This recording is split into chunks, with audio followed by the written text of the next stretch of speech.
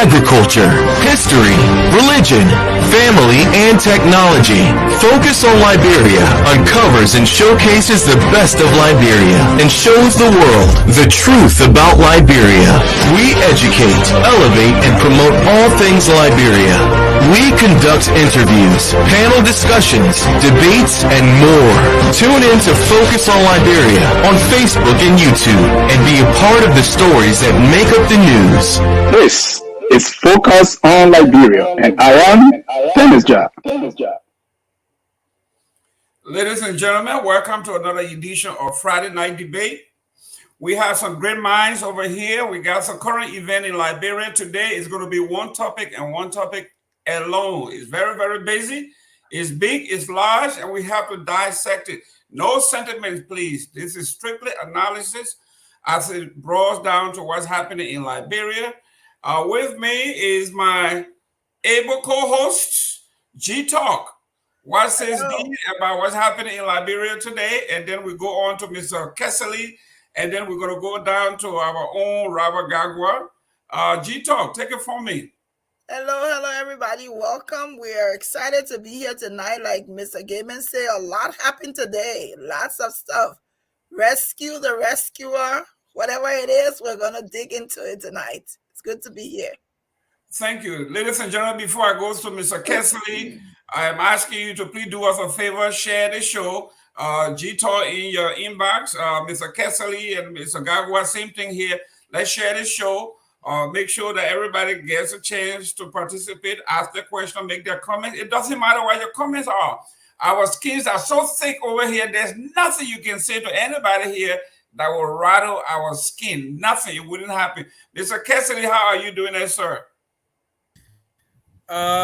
Good evening to you, honorable host, and to your deputy host. I'm glad to be here on the show, and good evening to you, Robert. I've actually been in your city for a long time, but you ain't got my time. Maybe because I'm from the purple agenda, so you won't see me. But it's beautiful to be on the show tonight to talk about Liberia and the forward march of the country. So I look forward to a beautiful debate tonight. Great. After our introduction, I'm going to turn this whole show over to our co-host. I know you are tired, see the hard-faced bastard man, all the men out here. You want to see something soft, beautiful, intelligent, and well-grown. Mr. Gagwa. It's always great to be on. I'll be on with you guys until a certain time. I have my own show at 9:00, but I'll be on, or maybe until 9:30 or so. But it's good to be on. Focus on Liberia is home, and it's always an honor to be sharing the stage with my beasties over there, and my brother Mobile Kessley.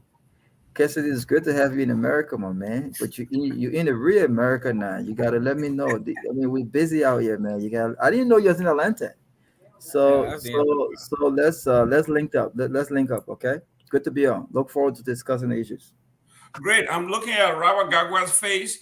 It looks like he had just returned from Liberia. He looked fresh and relaxed. I know, right? He be eating all the organic food. So I'm going to turn the show over to Glendy. You take it from here. You see the subject at the bottom, and let's engage. So, like Mr. Gaiman said, this evening we're going to be basically talking about one and only one topic. We're going to peruse that topic. We're going to talk everything we want to, all of our opinions. If you have your opinions, you can share. We're going to be discussing VP Boakai's pick. What do we think led him to this pick today? That's where we want to start from. What led him to picking Senator Koung? Robert, we'll start with you. Well, look, I don't want to think for Joseph Boakai, but so what I will say is, it's clear that I think the number one the reasoning or logic behind such a pick would be winning an election, and let's not make any mistake. I think it's great to want to win an election, but it's also important to not just do anything to win an election, even at the detriment of your own integrity, and that of the survival of the country. And if you look at the Koung pick, lots of things come to mind. Does this man reflect Joseph Boakai's core values? Uh, is he ready to be the next president of Liberia? In any case, where Joseph Boakai is incapable to perform his constitutional duties if elected president of Liberia. How does the international community see Jeremiah Koung? Let's not forget, Jeremiah Koung is a direct or split representation of Prince Johnson, who was indicted or sanctioned by the Global Magnitsky Act for what they term as pay to play. He goes to the highest bidder, and he has his way. And if it's not his way, he move on to the next bidder. Uh, how does the international community receive this news? Is this a good look for Liberia if Joseph Boakai is elected president of Liberia? I just got a reliable source information stating that Jeremiah Koung is not even a guy that is welcome in this country to some extent. He hasn't traveled for a very, very long time, and there's a reason why he hasn't. But look, I know we're going to dive into his record, but the only thing that comes to mind with regards to why he will pick such a gentleman is wanting to win an election. He believes that Nima County goes to him if he picks Jeremiah Koung. I mean, MDR comes from Nima County. Prince Johnson is the father and founder of MDR. And like I said, he's been the chairman, he's been the political leader of that party for many, many years. And it was just not recently that Jeremiah Koung took over. So I see a guy who is desperate to win an election, and he feels like Jeremiah Koung can give him the rich voting county in Nima County. But how does this look from a change perspective? How does it look from the struggle perspective?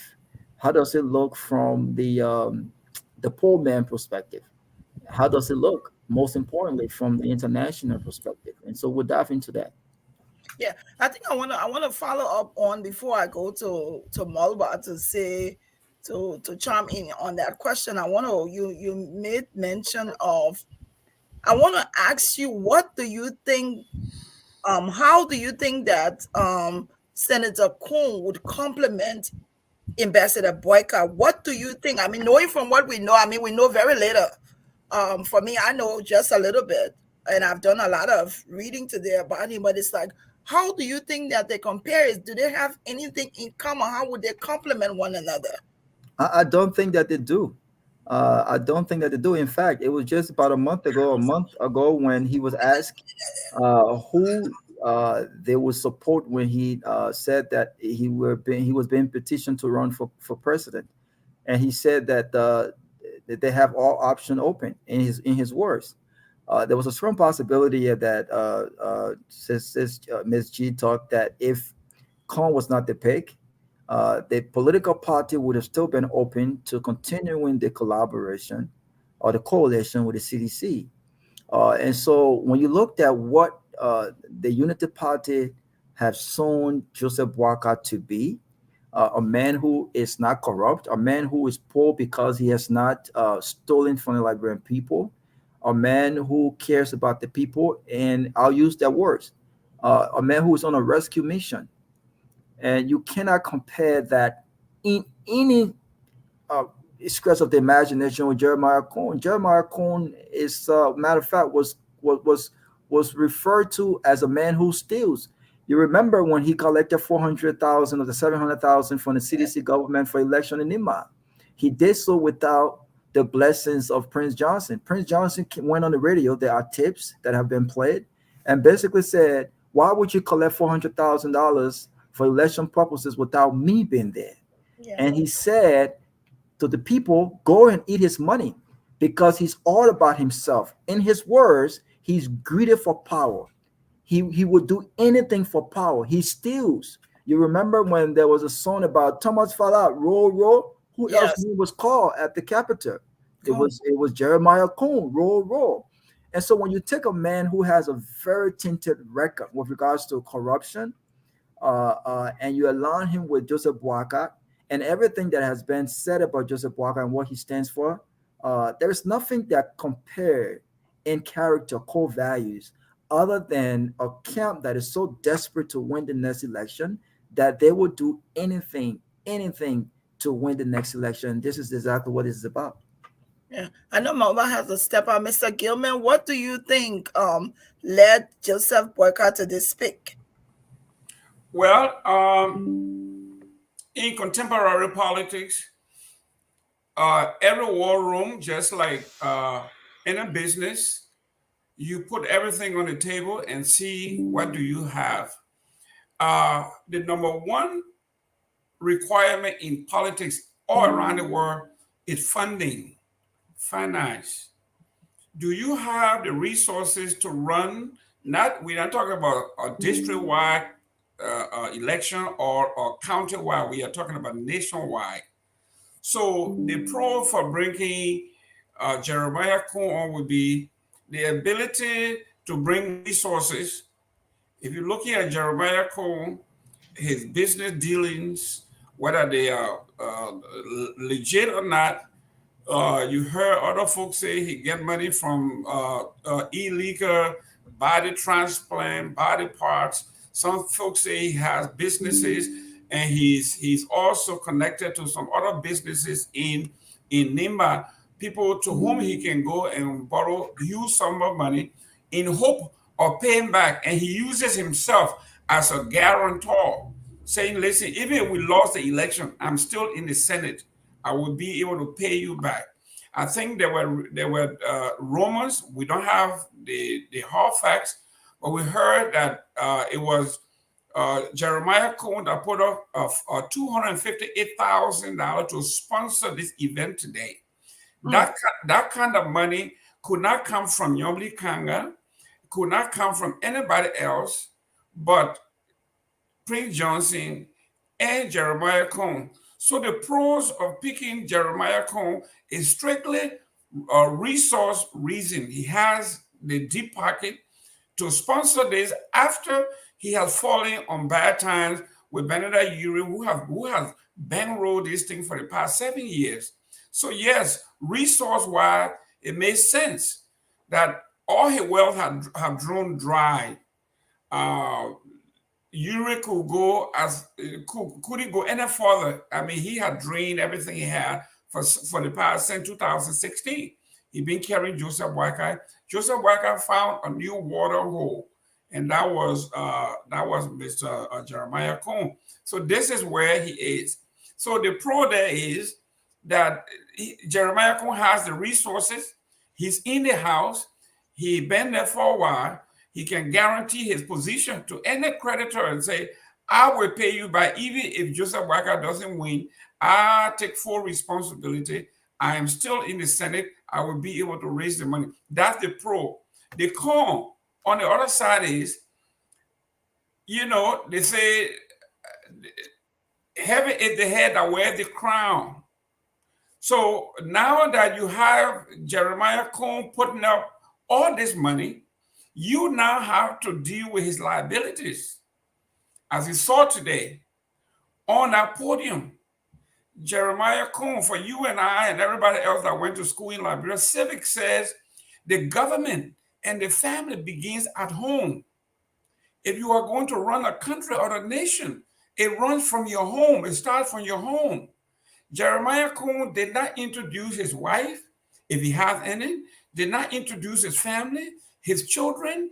So how do we deal with someone who is taking over a country that's supposed to be the father of a nation, the husband of the second wife?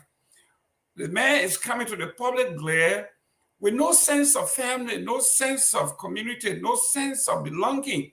So these are the cons that Joseph Boakai will have to deal with, because now that he's in the spotlight, they're going to dig deeper.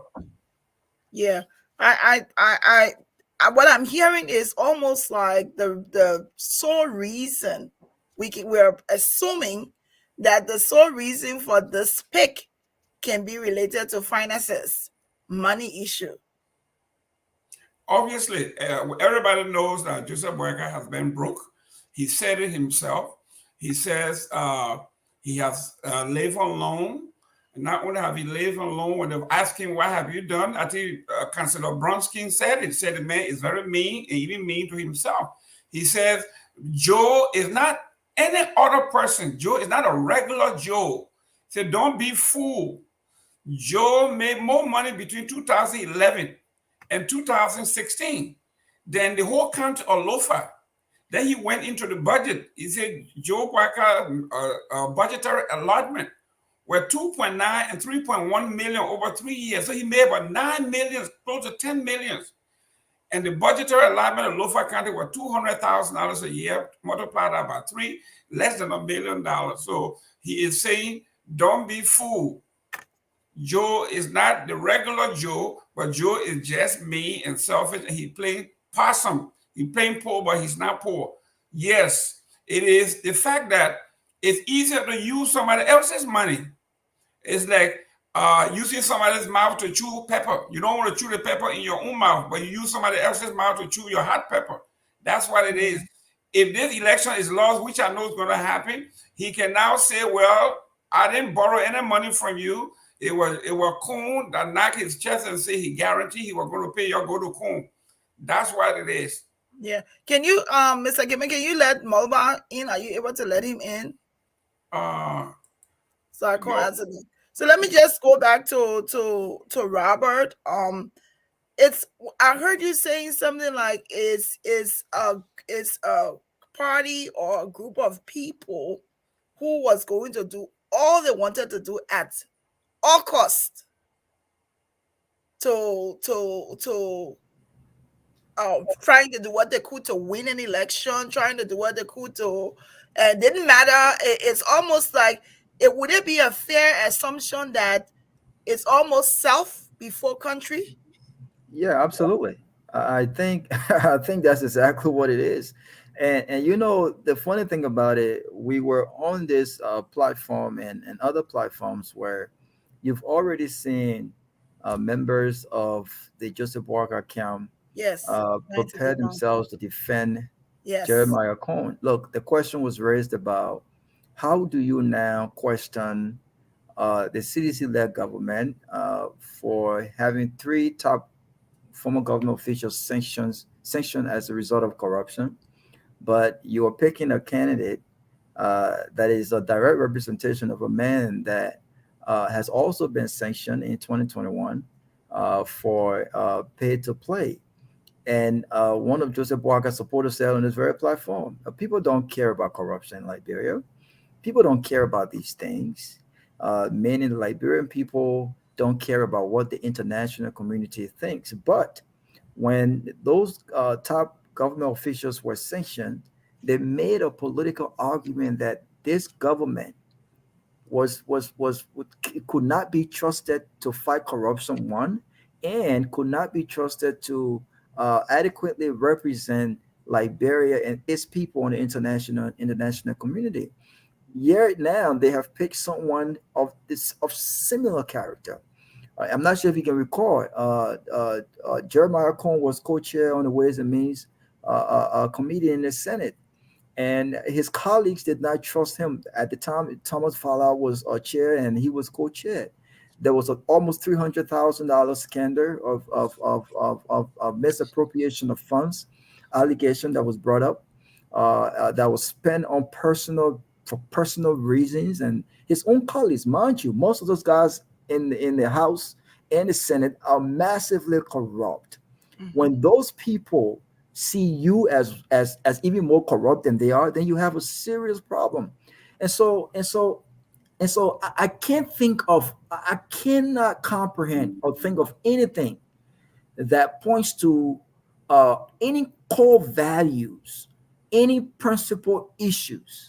You know, I heard the former vice president today when he said that Jeremiah Koung can help him rescue our country. What exactly are we rescuing? Look, I think that you talk about, even strategically speaking. Let's look at Nima, for instance. Prince Johnson no longer has the kind of control he has on Nima. The political expert will tell you that the control and the grip he had on Nima 15, 10, 12, 13 years ago no longer exists. Let's assume you win Nima County, but by what margin? You have to win Nima County by a large margin. And we know that the MDR is split right now. The former Secretary General of the MDR have said that they will a part of the party will continue the collaboration with the CDC-led government. But even if you want to win, you mean to tell me that the vice president did not learn from the pick he made in 2017? What was the essence of the nuclear pick in 2017? It was based on the same idea of wanting to win an election. What happened? It backfired because nuclear did not reflect this puppet or what they saw him to be in any stretch of the imagination. This is a reflection of 2017 we have here. This is a man who comes from the Senate. If you look at the last press release by the U.S. Embassy and how the Senate have spent $65 million on themselves while hospitals and centers went without, you can't just tell me this is from the ineptitude and the corruption of just George Weah. I mean, it was an indictment on the entire government, which comprises of all three branches of government. And so for them to explain what this ticket represents, I want to hear the argument. What does the ticket represent? And what kind of change do they plan to deliver? Changes that we haven't seen this government actually make. It baffles me. I really want to see. This is, from my perspective, desperation. They want power again. And they will do anything possible to regain power. And even if it means playing with the minds, playing with the kindness, and playing with the poverty, the destitution of our people, they will do what it is they need to do. How can they argue what happens to the War and Economic Crimes Court? Can you trust that Joseph Boakai, since George Weah has failed to do that, Joseph Boakai is the guy now to establish and for the War and Economic Crimes Court? Yeah. I mean, these endorsements don't come easily. It doesn't come with nothing. They will protect Joseph. They will protect MDR. They will protect its political founders. They will protect Jeremiah Koung. And I just don't understand how this ticket rescues Liberia. So the thing about it is, I think there's such a diverse view on this ticket, and it's almost like I hope that Joseph Boakai himself is able to eloquently explain this ticket to people so that people can understand it, especially for those of his supporters who are having a difficult time with understanding the ticket as a whole. So imagine if you are a Boakai supporter and you cannot explain the ticket. And what about Doha? You can't explain the ticket to people, like to someone like me who's not a Boakai supporter. How are you going to be able to understand the ticket that you're selling? And it's just like you say, what values are they setting forth that you have now allowed Prince Johnson to make a significant impact in your presidential run for this country? Knowing the reputation of Prince Johnson is difficult, and I hope that they're able to sell it. Like you say, all of the pundits, all of the propagandists, they're all out there. They're all trying to do what they can to sell this ticket, but it's not going to be easy to sell. And I don't think all of the supporters are willing to hear that. But while Mr. Gilman do some technical stuff, let's talk a little bit about how you mentioned something about the international community. And of course, we're just coming off the back of sanctions. We're coming off the back of the meeting in America at the CIA headquarters. We're coming off the back of the ambassador's report. I want to say a synopsis of the time frame he's been in Liberia. How do you think the international community is going to receive this message? I don't think they will receive this message currently. And you know what? A part of me thinks that they are just rolling the dice right now. You cannot overlook the importance of what Washington D.C. thinks of the kind of representation Liberia makes. And again, from a Liberian local perspective, a lot of people may say that we don't care because they don't understand the politics and the international wranglings of these issues. But it's important. And I think Joseph Boakai, if anyone understands how important it is, look, local politics is one thing. Local politics is one thing, and you can kind of maneuver from a local perspective. But when you pick a VP, when you pick a man, when you pick a VP and you look at some of the major concerns surrounding Joseph Boakai, and these are not we don't I don't say this disrespectfully. The fact of the matter is there are people in this country who have serious concerns about the age and the well-being of Joe Biden. In fact, I think that three other presidential candidates have announced to run and contest against Joe Biden, not because they don't believe in his policies, not because they don't think he's done a great job, but because they understand that his age and all of the factors that surround his age and his well-being might play a part in giving back power to the GOP. Joseph Boakai is an elderly man. Liberians have serious concern as to whether or not he will be able to withstand even complete a first term, 6-year term. And so when you're picking a presidential pick, you must ask yourself, can this man, can this woman, are they ready for power? Can they stand in as president? If I can, I want all of us to put this in perspective. Given Jeremiah Koung's record, given everything we've heard about Jeremiah Koung, do we think that Jeremiah Koung can become the next president of Liberia? In any case, Joseph Boakai cannot execute his responsibility.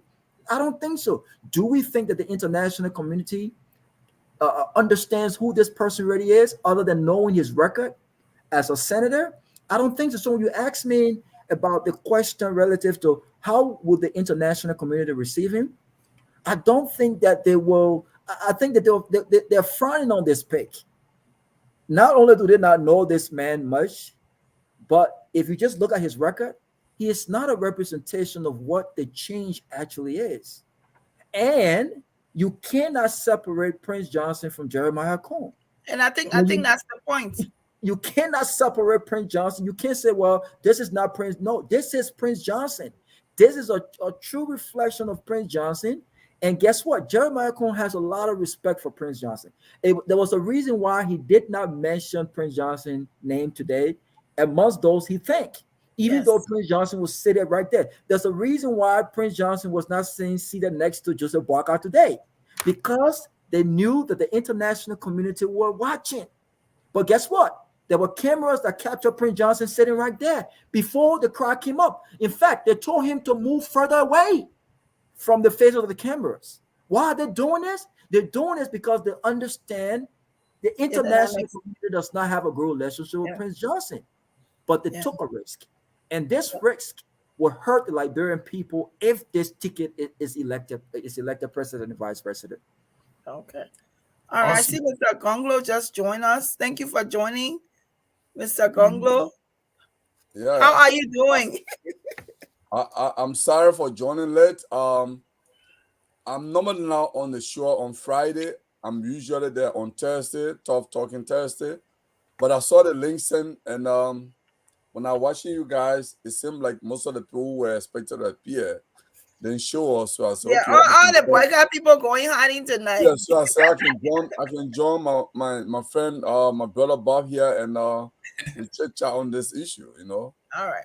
Yeah. So thank you for joining us. We're talking about the Boakai's pick. I'm sure you heard about the pick today, the announcement of who his VP candidate is, his running mate is. What do you think what do you think led to this decision of picking Senator Koung? Well, excuse me, real quick before you go. Please tell Mr. Malba, can you go in? Can you go out and come back in? Is he still there? Yeah, Cassidy, I can see. Let him go out and come back in. I will let him in. Yes, Mr. Gonglo, go ahead. Yeah, so here what I will say. I think that reframe the question. The announcement was made today, but the actual announcement was made on Wednesday. Prince Johnson actually held a press conference in which he announced Jeremiah Koung as a running mate. So Prince Johnson is actually the main man behind the scene. He is actually the de facto candidate in this case. In the Boakai MDR or alliance, Prince Johnson is actually the invisible hair. He made the announcement and called on people to turn out that our old man has agreed to select our son Jeremiah Koung. Okay? He made the announcement. He let the cat out of the bag on Wednesday. And about roughly a month ago, Prince Johnson, there is video to that, at his charge, he was explaining how Koung became standard bearer. He said, because of the U.S. sanction, and because I have to run for my Senate seat, and I cannot do the two things. I cannot run for president and also run for the Senate. So I asked my son, and he's so obedient to me, even though his intention is for him to contest in 2029, but he agreed because I want him to run this time, so I can't leave Nima vulnerable. He decided to come and run. So he is going to be the standard bearer of MDR. So there, Prince Johnson was actually saying Koung obey his instruction. It was not Koung's desire to run. This is just to support the point Mr. Gadua was making. That is actually Prince Johnson's instruction, okay? So I don't care how they try to window dress it. Just a few weeks ago, Prince Johnson appeared in a public picture with Joe Boakai. And in fact, according to Henry Costa, he shared the picture because he had a lot of social media following. And he said he was actually forced. He was yelled at by all the folks in the UP camp that, Henry, why you haven't shared the picture? Because you were very reluctant. That why do you want to share a picture of Boakai and Prince Johnson, who clearly the Magnitsky sanction warned government, warned people from dealing, warned people against dealing with him. Okay? Why you want me to do it? They say, but the man has come. He's a needed asset. So share it. And Henry reluctantly shared the picture. And the backlash was clear. There was negative reaction to that. Okay? And what Boakai said, according to my reliable source, was, oh, I told the Americans say we should talk to everybody. So I told Prince Johnson to be everybody. Okay? So now let's go to the real issue. For me, I think, you see, leaders make decisions. And some decisions can throw light on who you are. I believe late December last year, Ambassador Boakai conducted an interview with Front Page Africa. It's online. In that interview, Ambassador Boakai said he will choose a running mate that will be patriotic, that will have a clean record, that will his record will show that he loves Liberia. His record will also reflect his vision, his Joe Boakai vision, right? But when you look on Koung's record, he is Thomas Fala's brother. He was co-chair to Thomas Fala on the Ways and Means Committee at the legislature. And they were both of them got a wealth. The wealth which made him attractive to the Unity Party today. In fact, I don't want to say Unity Party. The wealth that made him attractive to Joe Boakai today, it was gotten from the legislature through the legislative correction that he and Thomas Fala engaged in. That today Thomas Fala has a university, not out of business, but out of just serving the legislature. A university building with facility that is far more advanced and better than the National University, University of Liberia, an individual who does not have business, but just by serving the legislature. So I think it's a bad decision. First, it undermines the confidence the international community has. They have a sanction, which is a global culture. When someone is on sanction, not even an American official will shake hands with that person. They will not even be in the same room with that person. Okay? But a would-be future president of Liberia is happy to shake hands and sit in the same room and do business with someone who is on U.S. sanction. For me, it speaks to his judgment. But we'll go back to that front page interview. He said, whoever I choose will reflect who I am. So his pick of Koung actually truly reflect who Boakai is. Because Liberians who don't know Boakai well, he has been serving in other positions. Longevity in government is nothing to go with. But he's in a driver's seat now. His first choice is to make a choice that lacks any logic, lacks any patriotism, lacks respect for international culture. Okay? So, in short, this is how I will enter the show. Okay. All right, thank you. We want to move on to the next thing that we want to talk about is seeing this pic. They're saying that Mulba is in the stream with audio. Jerome. Yeah, I don't know what's going on here. I'm bringing everybody else on except he. Yeah. All right. I don't have his number, as I will call him. If you're out there, Mulba Kessley, if you know his number, please call him and let him know to go in and out. Go back out of the stream, and then we'll be able to add him on. But I want to move on. What do you think? What do we think? And as you respond to this, what do you think this pick is going to do for this 2023 race? How is it going to shape 2023? This pick today, with all of the noise that we're hearing, what is it going to do? Whether it is for Boakai, whether it's for Liberia, how is it going to have an impact on the 2023 way? How is it going to shape it? Robert? Well, let Jerome go ahead. Go ahead. All right, Mr. Gaiman. Yeah, in politics, you look at some of the things that, first of all, you want to do your calculation. Whether Gongo likes me, I'm talking about you are Joseph Boakai and you're sitting in that war room making your decisions. You say, whether Gongo likes me, Gongo doesn't like me, we have one common enemy. Gongo will never support George Weah, so he got nowhere to go. The same comment you will say, where else will ANC go? At the end of the day, we have a common enemy. No matter what I do, they will all come home and they will support me anyway. So it is from that standpoint that these decisions are made. If you listen to Prince Johnson today, I mean, he was so condescending on my senator when he said Senator Nyobli Kanga comes from, she's very emotional and violent. Can you imagine?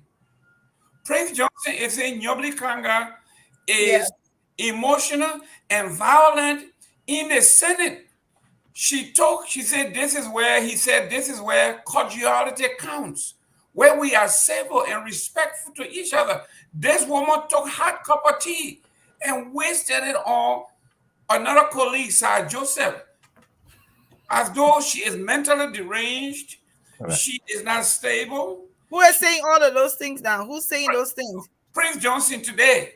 Okay. He said Nyobli Kanga is a violent person. In the Senate, we are very cordial and respectful to each other. But this woman had the audacity to take hot water and pour it on another senator in the chamber. This woman is violent. I mean, he went on, and somebody had to interject and say, I will not allow you to denigrate and say demeaning thing about woman. In fact, if you are saying that Nyobli Kanga is this violent, what's about you who killed somebody on national TV? And it went from there. But this is what the thinking is in that camp. Joseph Boakai and Prince Johnson, they have decided that, listen, no matter what we do to these folks, they cannot go to George Weah. So they got nowhere to go no matter what. This is why all these disparaging comments and condescending and disrespectful. Now you're talking about the impact. Now let's say things remain as they are. Gonglo is from Nimba. Even though Prince Johnson said that nobody is going to get any vote in Nimba, which is ludicrous. Right. Gonglo has his constituency around the country and in his hometown of Nimba. Anybody say, because Prince Johnson said nobody should vote for Gonglo, means nobody will even vote for him. Even Gonglo's own mother and father and cousins and nephews would not vote for him. It is to tell you that somebody is not in the right mind. CDC has invested hugely in Nimba County. They're going to get a fair share. Prince Johnson, yes. Koung, yes. He's a sitting senator. He's going to get his fair share. But to come out and rightly say that because I'm the godfather, I have called everybody, all the chiefs, and told them that they should all vote for Koung, and Koung is going to get 100% of vote, tells you that somebody is not thinking. So how is it going to affect the election? I think if George Weah, with all the work they have done, if they pull 30 or third of the vote out of Nimba, and Gonglo a third of the vote out of Nimba, and Koung a third of the vote out of Nimba, Koung loses the race. I don't care how he thinks about anybody else, and that is the goal. It is about numbers. So if you are dividing Nimba into three-fifths or a third, everybody get a piece, and you leave from there, the same thing carries all over. And George Weah sweeps the Southeast. He's easily won the election. So this thing about wherever Nimba goes, I'm Prince Johnson, we are the second largest vote in the country. Whatever I say, person win. I think it's delusional, and the person is not politically thinking. They are not analytical. But Mr. Gilman, you didn't really answer the question, though. What the question is how is this pick going to ship the 2023 race? But this is how what I'm going to ship it. It has shifted in the favor of the ruling party. Okay. All right. Welcome. In a major way. All right. Welcome, Elvis. Robert, you want to take it on and then we can go to Elvis? I think that I've said consistently that I think a splinter opposition gives an advantage to the ruling party because in unity, there's numbers. You can talk about, look, I'm from Bassa. I personally don't fancy Miss Senator Lawrence because I don't think that she's reciprocated the trust in deliverance that the people of Bassa are imposing her over the past years. And she has a base in Bassa. I don't think she's delivered as much as anticipated or expected. But look, even with my eyes closed and even with the infighting of the Liberty Party, I will still think that she would have been a better pick than Jeremiah Koung. You can argue all day that she does not deliver Grand Bassa to George Weah, but Jeremiah Koung does not deliver Nimba County to George Weah. Like many have said, you can win Nimba County, but at what margin?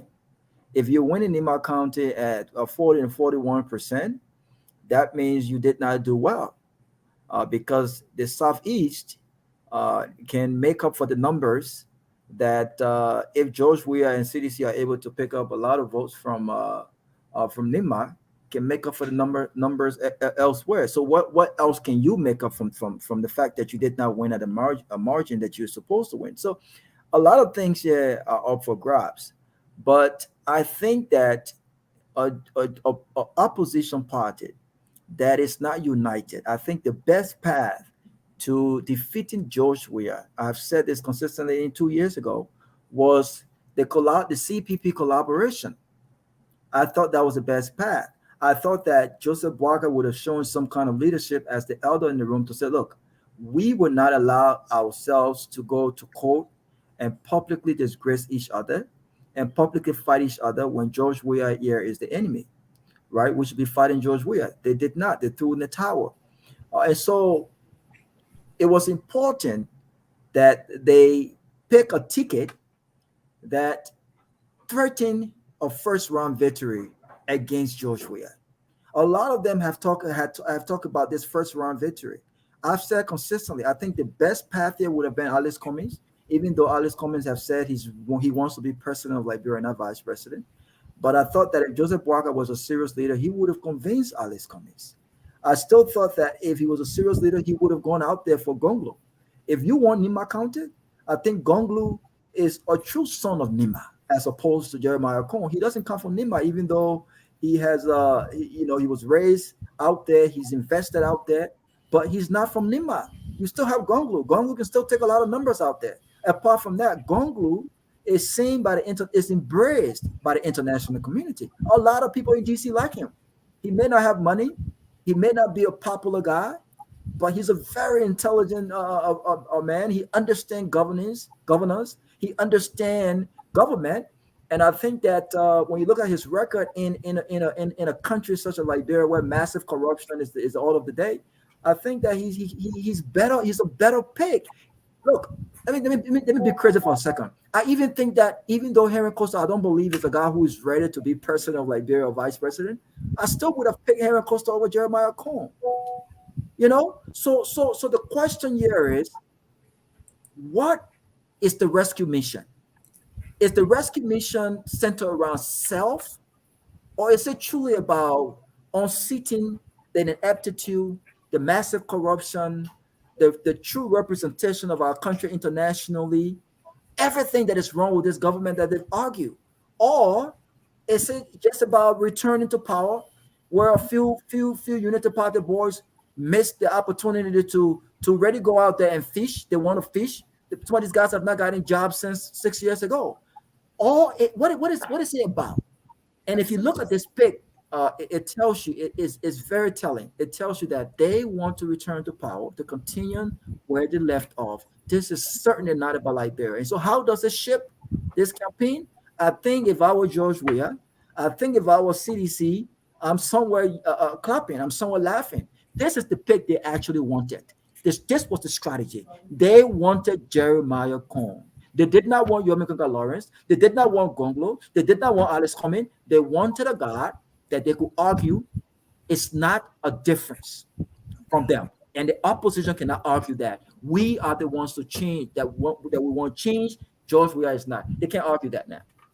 All right. So Elvis, let's bring you on. We just hit the 9 o'clock mark. So everybody watching, thank you for continuing to watch us tonight here on Focus on Liberia. We're discussing the boycott pick today. We're gonna ask Elvis and Mulbach 2 questions in one, and we hope that you're concise with your response. The first question is, what led to the pick? And then the follow-up question is, how do you think this pick is going to shape the 2023 race? Elvis, we'll start with you. All right. Thank you. And thanks for having me on. Quickly, I want to say I hope we all have our dancing shoes. Since the old man put on his dancing shoes to dance with the devil, somebody of his age, he probably don't have a lot of stamina and he probably won't last long dancing with the devil. But let me say this. In terms of, obstacles, in tough times, that's when a person's character, truly shines. And I think we saw today what kind of character Boakai has. He's waxed poetic about his integrity. He's talked about how he wants somebody who shares the same views as he does and the same kind of, mentality like he has. And then you pick Jeremiah Koung, a godson of Prince Johnson, and making the statement that he was willing to dance with the devil if that's what it takes. Let's be honest. Nimba is not a homogenous, group of people. There are different, tribes in Nimba. You got the 2 largest tribes, the Mai and the Dam people, but you also have other tribes from surrounding areas. So Prince Johnson don't have a monopoly over Nimba County. Maybe over the Dam people, perhaps, but even some Mai people don't subscribe to Prince Johnson ideology and his chokehold that he has over the county. But quickly, I want to say this, like Mr. Gagwa has said, and I've said on previous shows myself. The reality is, it's going to be a splinter group, a splinter of voting base in Nimba County, especially in the first round, which for me I think will be irrelevant. The second round is where it counts, and this is where money and influence comes into place. You have a president in George Weah. On a national level, Prince Johnson is not on the same level as George Weah. In Nimba County, he's the godfather, but on a national level, George Weah is more liked, he's more admired, and he has more power than Prince Johnson has. So when you're just looking at, oh, this is going to be our trump card where we can pick a vice president for Nimba, and that's going to win us the presidency. Let's just put this like this: if Boyka wins Lofa like he did the last election, and he wins Nimba, does that guarantee in the election, to become president? Of course not.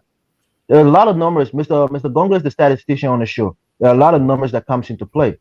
So nobody should even panic or even think like it's all over. But the only thing I was saying, just to go to my man Molba, I will pick at the ANC people. Where is Cummings? Where is Cummings? I mean, we're talking Boyka all day, all week, all month, and Cummings is languishing into irrelevancy when it comes to our political system in Liberia.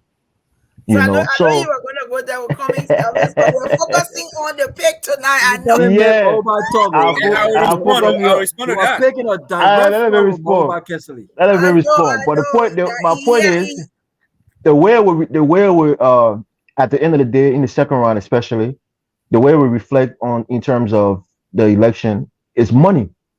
People say Koung has money. Sure, maybe he's somewhere in the low million. Maybe he got $5 million, as his net worth. He's not going to spend his $5 million on the election. So that's the thing. George Weah and his government has a lot more money, a lot more influence, can offer a lot more. They're in power right now. Bird in the hand is worth two in the bush. So you can depend on somebody who will tell you, so when I get there, I will give you so and so thing. I'm there right now. I can guarantee you I will give you this position. I will give you this post.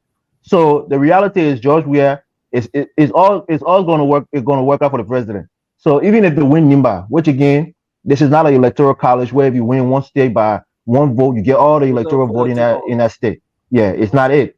You can win 30%, 40%, and still be sitting pretty. So for me, it's a bad pick because of the character that's associated with Koung, especially for the vice president who all thought was a man of integrity. I'll leave it there. All right, Moba, we're going to give you 2 minutes. No, 2 minutes? No. You get him in 20 minutes just now. That's not fair. That's not fair. I know that's what you're going to say. What? Okay.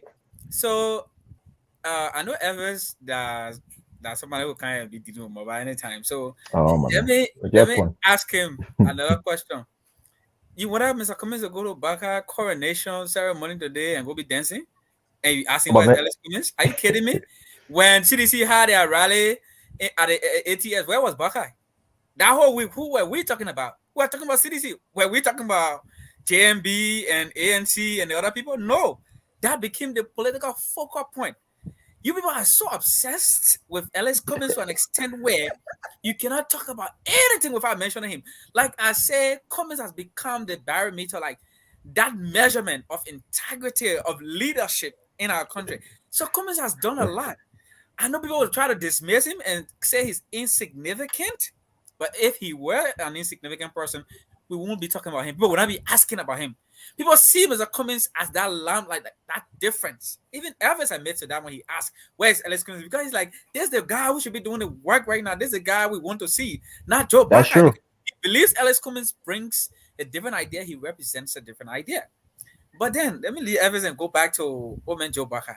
What Mr. Boakai has displayed here today, for me, I'm not surprised. No surprises whatsoever. If you have followed the political history of Mr. Boakai from just 2017 till today, nothing he has done baffles me. Nothing is surprising. Boakai is unfortunately conceited. It's just about him and no one else. And Henry Pedro Costa in 2017 succinctly described everything Omer Boakai represents. What kind of leader will use other people to get to a certain place? Because look, Boakai had lost relevance. Mr. Cummings had outboxed Boakai in the CPP. Boakai had no standing, no ground. It took the likes of Henry Costa, Yomli Kanga Lawrence, and others, Benin Ayue, to come and viciously attack Mr. Cummings to save Boakai's political dream that he has killed today. But you saw what Boakai did? He picked Jeremiah Koung to be a running mate. Is that because he wants change? It is not because he believes that he wants to deliver anything for Liberia. For him, the presidency is the ultimate goal. Doing the tax of the presidency is not the goal for Joseph Boakai. And by the way, that distinguishes Mr. Cummings from all other presidential candidates. George Weah's ultimate goal is just be president in the name. Boakai wants to be president just in the name. Ellis Cummings wants to be president because that is just the first tool he needs to deliver genuine and real change to our people. Boakai has betrayed all of the people that supported him. Boakai has sold his friends, including his very soul, to the devil. And he has admitted that he can sell even Liberia just to get the presidency. It's important in Boakai's drive to become president. He can kill anybody, he can eliminate anybody, he can destroy anybody to get to the Liberian presidency. We don't want such a desperado to be president of our country. It is despicable. And you see, Boakai, he's old. I don't know why people say he has this much heralded political understanding. He's been in politics for 40 plus years, and he makes very elementary mistakes that even children in kindergarten cannot make. He has burned bridges with Yombly, Henry Costa, Bernard Ure. Can you guys just have a rethought? What really led to Boakai's defeat in 2017? The same thing he did today. He will alienate people and destroy them and malign them. And they'll say, by the time you say Henry Costa, oh, let her go, he's important. You say Yombly, oh, let her go, she's not important. God forbid, if they were to go to runoff, he will expect Yombly and Henry Costa and the other people to come and support him. I mean, this man is not fit to be president of any country. I want to talk about Liberia that is challenged like this. I mean, America, with all the systems put in place, if you put Boakai there, America will fail. Then you want to put Boakai over Liberia? That's already failed? Okay, Marva. Marva, for once, I agree with you, my man. I agree with you tonight. Except on the coming stuff, but the other thing, you're making sense. You're making good sense. I hear Marva. Mr. Gonglo, I want to go to you and ask you, what will Councillor Gonglo do next? What is his next move with this pick here on the Boakai side? What is he going to do? So I won't answer this. I like to go back to your initial question. The pick today, I mean, does it shift the race? Does it tell the race in whichever direction? I think I'd like to address myself to that. Because I don't speak for Councillor Gonglo. I don't speak for Gonglo 2023 team. I'm not a member of his team, so I don't hold any official position. Yes, I am his brother, but I'm not part of his campaign infrastructure. Okay, so let me just So, but here is what I would say. You know, I think the pick of the choice of Boakai today, I think it fundamentally shifts the race. It actually places Yombly Kanga as a leader within the Liberty Party in a driving seat today from reliable sources. In fact, Yombly intimated this to someone who is also close to me, that yesterday Ambassador Boakai kept calling her, sending imagery to her, begging her to attend today's event. And she said, I won't. In fact, Boakai phoned her and said, you are the lioness. You hold the key to my sources. I want you at that event. And she said, no. If I did, I would have been on the ticket with you. So, and they also sent someone to Curious to talk to Henry Costa. Said Nina Costa there. In fact, one batua was sent by Jeremiah Koung to talk to Costa, and Costa didn't see the person, and Costa asked his one of his boys to meet with the person. Said, well, we have no dealing with Jeremiah Koung. We're not going to attend the event. So there has been background maneuvering to get Yombly, DeLon, Ure, and Costa to attend to the event, and all of them had united position that they will not attend the event. So for me, that places them in the driver's seat. And it shows to me that Boakai realizes that his decision is not going to benefit him much. Now, if you talk the Elvis, the last time I was here with Elvis, I listened to Elvis. Elvis quite understand the local politics in Nimba. And it's not even strange. It's also the local politics in all of the countries, like in Lofa, okay, Grand Basso is just one ethnic group. Bon County is just one ethnic group. But in countries with multi-ethnic groupings, it's usually the case. So Prince Johnson is a pathological liar. So he comes on stage and says someone will get 100. Even Prince Johnson, has never got 100% votes. Thank you. Okay? When he and my sister, Madam Ido Gongwe, ran in 2014, she got more votes. He won her, but she came second to him. So they didn't show the 100% vote right there. Okay? So to even think that with Madam Ido Gongwe, she entered Nimba County today. She just left the United States. She entered Nimba. She entered Ganto today. She is hosting a big birthday party tomorrow in Ganto to announce her arrival for Gonglo 2023 campaign in Nimba. And for me, and all that I monitor, she was just calling me when I was on the show. She's overwhelmed with the show of love. The number of visitors that just pouring into her yard in Ganto, coming from Seglepi, coming from her. For me, my heart is warming up. And what I'm hearing, I feel so good about it. I feel good. I feel so good that Boakai selected Koung, actually. I feel so happy that Boakai selected Koung. Okay? And I think if I have a medal, I will give that medal to Joe Boakai. Wow. All right. I will do it. I will give it that medal. Glenn?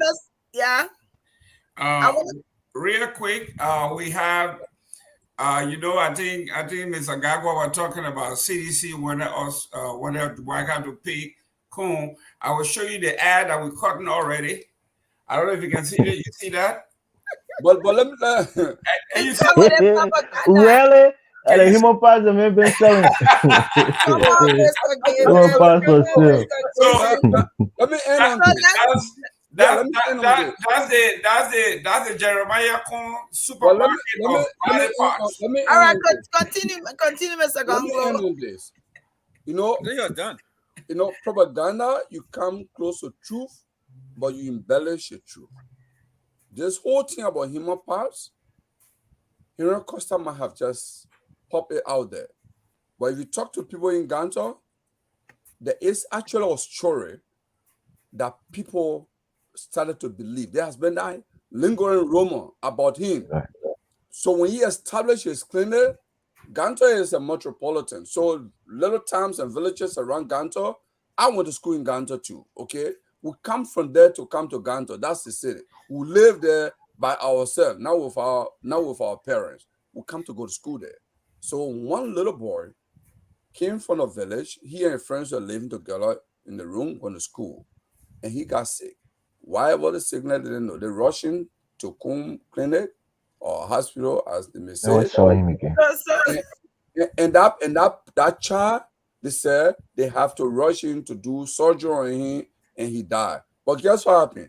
They buried the child before the parents could even arrive from the village. When the parents can say, dig our son's grave, we want to say, oh, the body was not good.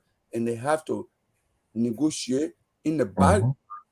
And that kind of spread a rumor that, oh, they took the ball parts for sale. So it spread. So it may seem like a propaganda, but if you talk to a local resident in Ganto, it's something that they believe that he's pushing. Okay. All right. So, Mr. To support Mr. Gadua on this, I spoke to a senior government official, and they told me a few weeks ago that that there were two persons that were most afraid of. They did not want Boakai and Gonglo to team up, and they did not want Boakai and Yomli Kanga to team up. He said, we want Boakai to give us Costa, we want Boakai to give us Koung. Those two, we can actually begin to prepare for our second term. Right. All right, thank you, And Mr. breaking Gayman. news. Yeah, breaking news. Chairman Ben Sanvi has announced that Edith Gonglowe will be challenging Prince Johnson for the Senate seat. Though. Rightfully so. Rightfully so. That's Very not good. Good news. true. I'm on the show. I'm on the show. It's not true. No. What do you mean? I mean, the chairman said But what you mean no more about that? But That let's woman who brother talking, you say no. no. Let's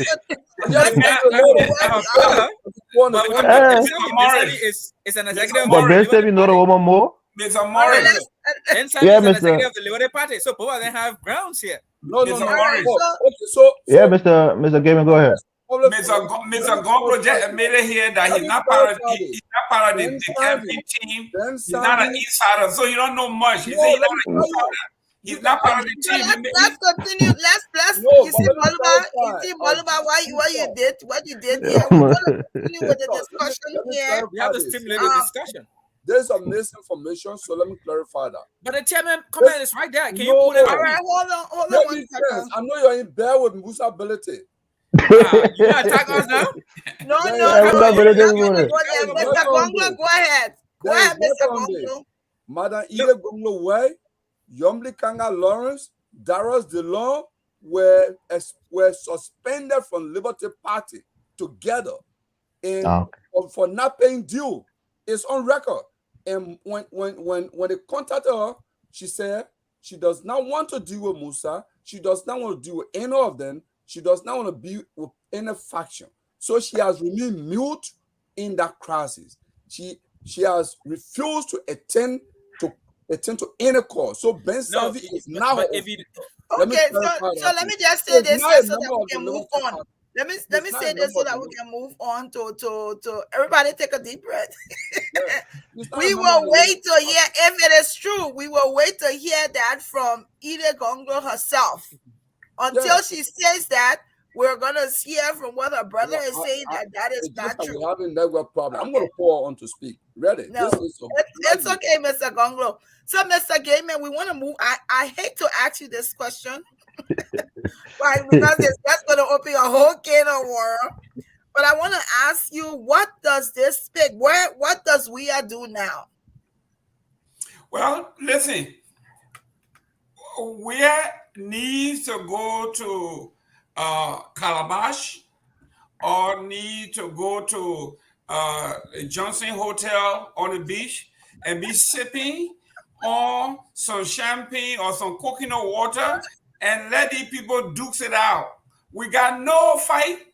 We got no chicken in this race. We got no dog in this fight. Let them go out and knock each other out. We told you that these people were not in this thing because they love Liberia and they want to build Liberia. They were in it for themselves. And Mr. Cummings, with all his experience, I think he might have smelled this, that they're tribalists. They're ultimate old guy, according to his own spokesman. No, I'm quoting now. Their own spokesman. Mr. Costa said the man is giving greater description of Boakai than that. Yeah. The man is irredeemable. He's a tribalist, narcissistic. He is a man who has gone, he has no new idea. I didn't say this. This is Joseph Boakai, own spokesman, saying these things. So your answer to the question is that we should just get some champagne and just relax. Just relax. Hopefully, he got to be careful because people, body snatchers are around now. They're on the team. Amen. So let me just because we brought up the topic with Sister Edith, Ben Sanvi is saying here he did not say that she was going to be running with Liberty Party. So in all fairness, I want to make sure I mention that Ben is saying that I never said she's running on LP ticket. So let's continue with our discussion. I think we should let him come in. I think we should let him come in. Let me say this. Yeah, invite Ben if he has any. I think we should let him call in for 5 minutes. Because one second. I think Ben. But here's the thing. Ben is a very credible source, though. That's the point. He has a relationship with that. Hold on, hold on one second. This is the former chairman of Liberty, and this is not a behind the party yet. Yeah, this that's Liberty true. Party is a big But party. listen to this, And so Ben Senvi knows people in our political terrain. He hears things that the media and others may not have heard yet. So I understand. Let me say this. Let me say this. I hear this, but if Mr. Gonglo is trying to get the direct source on the phone, that's fine. We'll allow her to make that clarification. Sure. But we will continue but until Glenn, then. I see he's trying to call, but we'll continue until he does that. Glenn, but let's continue here because we're almost at 9:30. Go ahead, Mr. Gaiman. You see, when we're talking politics, you need to listen to the language. Ben Senvi, according to what you are reading, he said, I didn't say she was running on LP ticket. Yes. He did not. That's what we call plausible deniability. He didn't say she's not running. But he also said she will challenge him. His ladies and gentlemen, I said, Auntie Glenn, please, Ben on the phone already. Okay. Let him just say something. Let him clarify. Ben will give Ben Senvi welcome to Focus on Liberia. We'll give you 2 minutes to clarify this. Thank you, Auntie Glenn. Thank you. And Mr. Gonglo, first of all, let me say, I saw him. I just posted something. Look, we are politicians. We hear things, and let me clearly state what I was saying. One, I repeat what I said. There is a high probability that Edith Gonglo will be challenging Prince Johnson for the Senate seat. I am not saying she will be running on Liberty Party ticket. I have not definitively said whether she will be running. I think there's an opening here, actually. If you were to ask me, I think there is an opening here for her to challenge Prince Johnson for this seat. Prince Johnson, I think Prince Johnson has thrown himself into the presidential process when he should be worrying about his Senate seat that he has to keep.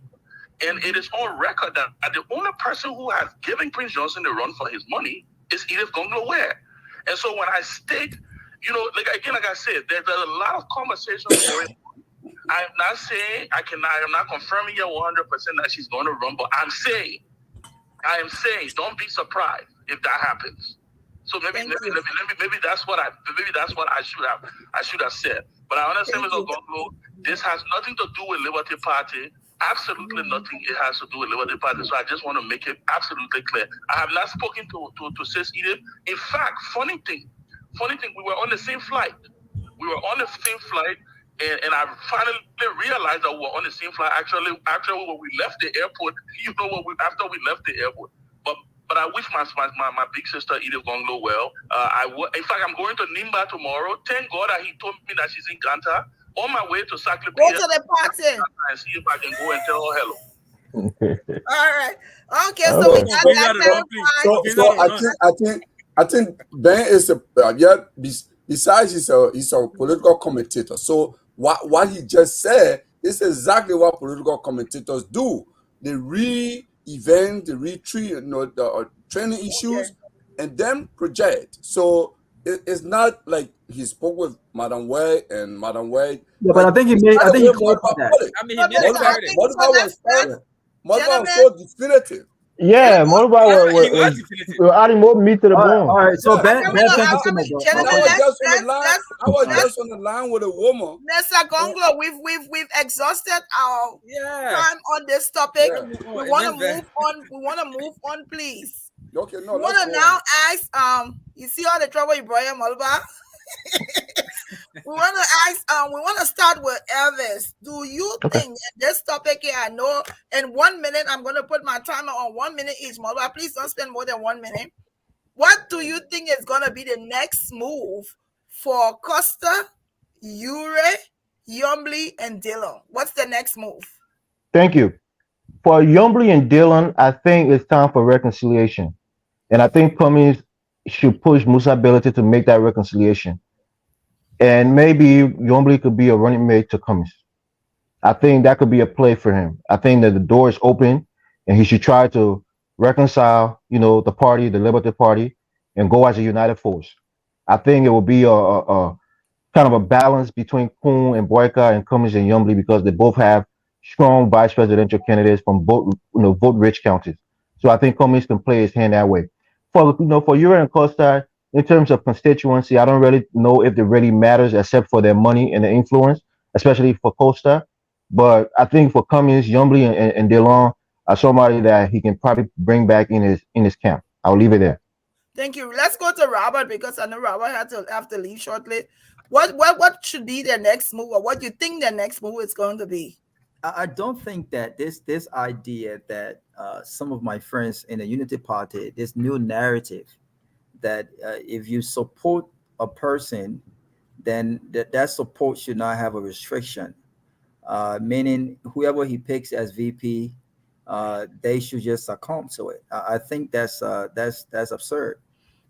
People who support Joseph Boakai also had expectations that they trusted his ability to make the right decisions and the difficult decisions, and one that reflected the struggle that they've been a part of for the past 2 years.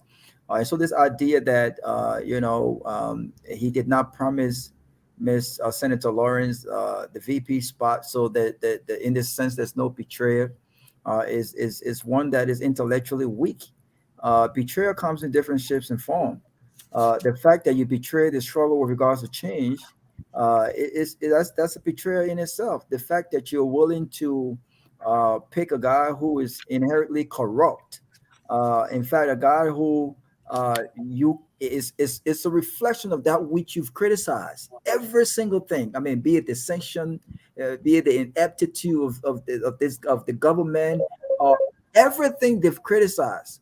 And so I think that the fact that you did not see Miss Lawrence at the event today speaks volume. The fact that you did not speak Pedro Costa at the event today speaks volume. The fact that you did not see Benedict Uriel, even though they tried to appease him by thanking him, also speaks volume. And I think what they do next, anyone who thinks that because she wasn't picked somehow means it's about her or her party, I think they should rethink this. I don't always agree with Ms. Lawrence, but I'm going to stand with her on this one. I think Boakai does not deserve her presence. I don't think he deserves her support. I think that this was a slap in the face. The fact that she was just informed on the 25th of this month, even though they knew all along that Jeremiah Koung was that guy, is disrespectful. You can talk about the infight with Liberty Party all you want, but Liberty Party is not a play party. People forget Liberty Party is one of the top 3 political parties in Liberia, top 5 political parties in Liberia. Came in third. Yeah, exactly. And so when I talk about Ben Senvi, sometimes I think people see him so much so that they underestimate the role that he played in our political discourse. But Liberty Party is a very big party, and in as much as they might be having their own little issue here, you cannot underestimate the importance of Yomi Kanga Lawrence to this ticket. You cannot underestimate the importance. And so what do they do next? If I was Yomi Kanga Lawrence, I'm not gonna lie to you, I would not trust Joseph Boakai. I cannot support Joseph Boakai. Yeah. You think she should flirt with Cummings? What about that idea? I think it would be a smart idea. In fact, I think this will show leadership on the part of Alice Cummings. This is what Joseph Boakai should have done when he became the chairman of the CPP. As the elder in the room, I expected him to bring these folks together. That's leadership. He did not do that, and so I think it will show some leadership and unity with the opposition message if Yomi Kanga Lawrence and Cummings can come together and say, look, let's forge a new direction. Let's bygone be bygone. By the way, there's not much of a beef yet. The beef was between UP and Cummings. It had nothing to do with Yomi Kanga Lawrence, even though she did not throw the right way. But this is easily squashed, Yeah. I don't think she should support Joseph Boakai. And if Henry Costa, if Liberty Party, Yomi Kanga Lawrence, Dylan decides not to support Joseph Boakai, you give them Nima County. Let's see how they win Maserati County. Give them Nima County. Let's see how they win Grand Bassa County with the competition of the incumbent. This is going to be difficult for this ticket to sell. This is going to be difficult for the ticket to win in the first round or the second round. This ticket basically hurt Joseph Boakai just as much as the ticket hurt him in 2017, and he did not learn his lessons. Thank you, Robert. Thank you, Robert. I also, yeah,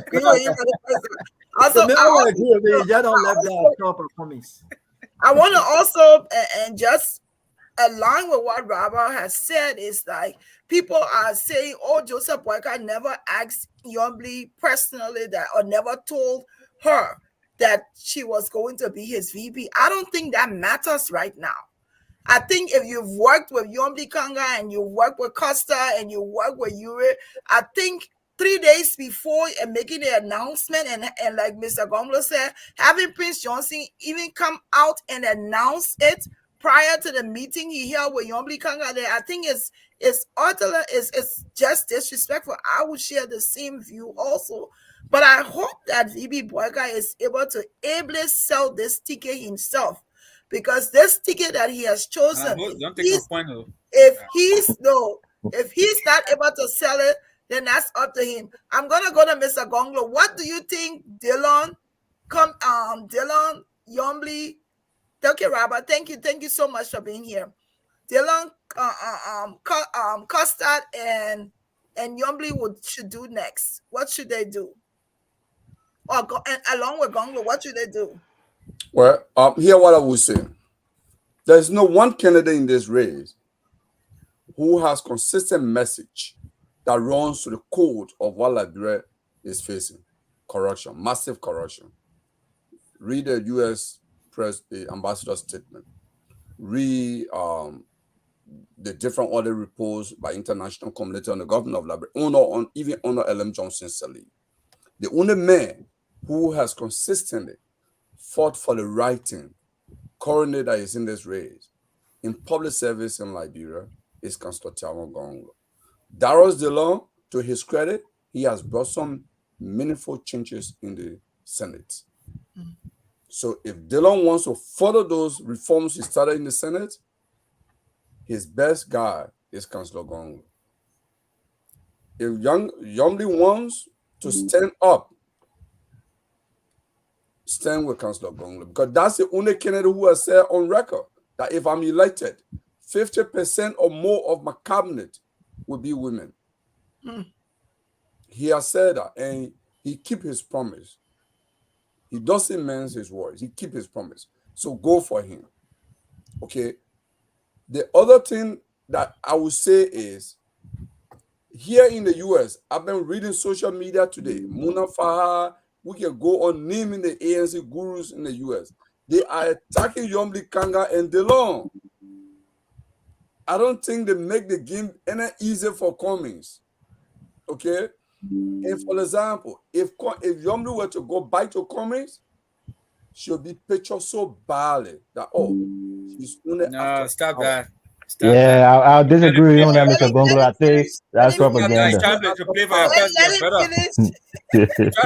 better. Mr. Gonglo, let him finish. She's after power. You trying to play for better. I don't know how she's going to explain that, but I'm not going to say much because I think from where I sit, I know some things that I'm not going to say. But my prediction is, at the end of the day, Henry Costa is more than likely to contest as a presidential candidate. And the reason is not that you will win, but to be on par and debate Joseph Boakai. So you can look in the eye of Boakai and say, yes, let's talk it to each other. And I think that's what he wants to do. I think he'll go for it. And that will be an interesting debate. You have 1 minute. It will be an interesting match. Malva, let me hear what you have to say before I go to Mr. Gurman, because we want to at least get 3 calls from the audience. So everyone had 20 minutes. You can't give me 1 minute, please. Anyway, so the fact what Boakai has displayed here for us is the thing I need to point out to the people, to the Liberian people. All of you that talk about how Boakai is an old man, he has political experience and everything. Boakai has failed those people. Henry Costa, Yombly Kanga Lawrence, Benana Ure, and the list goes on and on. We in the ANC, we may be hurt personally by some of the decisions and comments that were made by Costa, Yombly, and Ure. They even went to an extent of taking our political leader to court and try to malign his name and his character. But this is politics. We don't expect everyone to support us. We expect people to disagree with us. We expect people to fight us. We expect people to want to stop us from winning. I am of the conviction that we will talk to these people, and I don't mind talking to them. They are not devils. They just disagree with us fundamentally, and we respect their disagreements.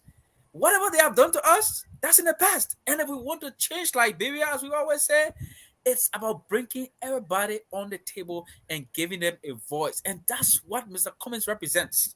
I can tell you how Mr. Cummings has distinguished himself from Omen Joe Boakai throughout the 5 years we've had under George Weah. Not a single day did Mr. Cummings personally attack Omen Joe Boakai, even though Joe Boakai went to court and tried to malign Mr. Cummings' character and spew outright lies in the court. But Mr. Cummings always showed respect to all the other people, even though he felt personally hurt. That is characteristic of a leader who looks ahead. Now is a time for all of the other guys, the Yombly, the Costa, the Ure, who I believe equally wants some level of change in Liberia, to realize that Mr. Cummings has been consistent and persistent about changing Liberia, and they all need to come on the table so that we can sit and talk about Liberia and talk about forging ahead. Nothing has happened that makes us enemies. All of our disagreements were political and ideological. That does not mean we are enemies or we don't speak. So let me ask you, Robert, Malba, who should lead that initiative? Who should initiate a discussion? Absolutely. Look, Mr. Cummings is the one who wants to lead Liberia. He will lead. Not even has. He will lead. He has always been leading. So are you saying to us that Mr. Cummings, are you hearing anything? Are you saying to us that Mr. Cummings is I am telling you that Mr. Cummings is talking to every Liberian citizen. He will reach out to every Liberian citizen. Of course, he's not talking to everyone, regardless of where you are, where you come from, or who you were in the past, because it is about changing Liberia. We cannot change Liberia by making enemies out of people who disagree with us. That is not Ellis Cummings. Ellis Cummings is the kind of fellow who I know. I mean, I know Mr. Cummings more personally than a lot of people do. I worked with this man for a very long period of time. I have private conversations with him. Mr. Cummings is not personally having or keeping mileage against Yombly or Costa or anybody for anything they may have said or done to him. He is looking at the bigger picture of changing Liberia. And there's nothing too far or too big for him to do. So we're not going to miss that agreement because we have just... Yes. I want to know if you think that it would be the right thing for him to try to bring Yombly on, maybe as a vice presidential candidate. Whatever we can do to bring out a formidable ticket that can beat George Weah and truly represent change, I will support it. And if Yombly has the characters and the pedigree we need to really change Liberia, it's not about what Joe Boakai just want to do, about winning the presidency. I have to repeat that. For us in the ANC, it is about, and the CPP, it is actually about changing Liberia.